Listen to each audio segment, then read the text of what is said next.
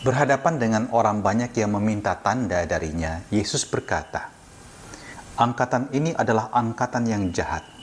Mereka menuntut suatu tanda, tetapi mereka tidak akan diberi tanda selain tanda Nabi Yunus." Mengapa tanda Nabi Yunus? Orang-orang yang meminta tanda ini sesungguhnya bukan orang-orang yang bodoh. Bukan orang-orang yang tidak tahu sama sekali mengenai pewartaan para nabi tentang akan datangnya seorang Mesias. Dengan semua tanda yang telah dibuat oleh Yesus, seharusnya mereka tahu dialah Mesias.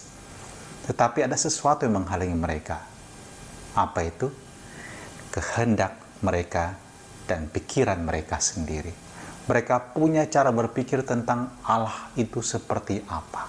Mereka punya sebuah pendirian bahwa Mesias itu harus seperti apa. Dan Allah dalam diri Yesus tidak masuk dalam kotak pengertian mereka. Kalau itu terjadi, kalau manusia tidak mau menerima, manusia menutup hati, Tuhan tidak bisa masuk ke dalam hati mereka. Tetapi sebaliknya, walaupun manusia pada awalnya mungkin hidupnya benar-benar jauh dari Tuhan seperti orang-orang di Niniwe, ketika Yunus datang ke sana dan memberitakan tentang pertobatan, murka Allah akan datang dan mereka berubah.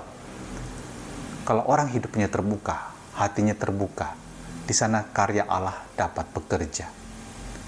Yang menjadi pertanyaan adalah apakah kita ini manusia yang sombong di hadapan Allah dan tidak mau percaya mengenai cara Allah bekerja dalam hidup kita, bahkan tidak percaya mengenai kerahiman Allah dalam hidup kita. Atau kita mau seperti orang-orang Niniwe yang mau berubah karena tahu bahwa kita membutuhkan Tuhan. Yang kita butuhkan adalah keselamatan, bukan pertama-tama soal kemakmuran, kenikmatan duniawi. Kita butuh keselamatan jiwa kita. Dan jangan menjadi seperti Yunus yang dia adalah Nabi Allah, dia tahu tentang Allah, dia tahu tentang apa yang dia wartakan, tapi dia sendiri hanya mengejar kehendaknya, bukan kehendak Allah.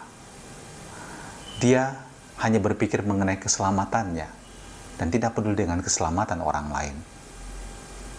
Maka bacaan kita hari ini mengajak kita untuk merenungkan, ketika saya hidup, apakah saya menyatukan kehendak Allah menjadi kehendak saya?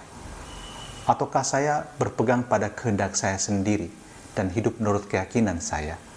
Sehingga kadang-kadang walaupun Tuhan menyapa saya dalam hidup ini dalam tanda-tanda yang sangat jelas, saya tidak mengambil pusing dengan hal itu semua.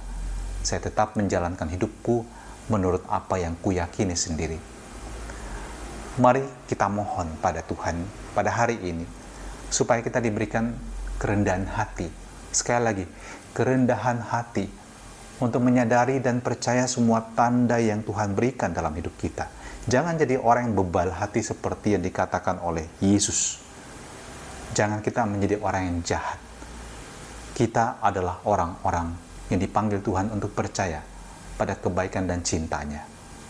Hiduplah dengan mata hati yang terbuka untuk melihat, menyadari dan bersyukur bagaimana Tuhan menjamah hidup Anda. Tuhan memberkati Anda dan Tuhan menuntun hidup Anda menjadi semakin baik dari hari ke hari. Dan terimalah berkat Allah yang Maha Kuasa atas diri kita dan juga seluruh perjuangan kita untuk terus bertumbuh dalam hidup rohani kita dan juga di dalam hidup beriman kita, dalam karya kita, terutama dalam keluarga, komunitas, dan juga di mana kita bekerja, dalam nama Bapa dan Putra dan Roh Kudus. Amin.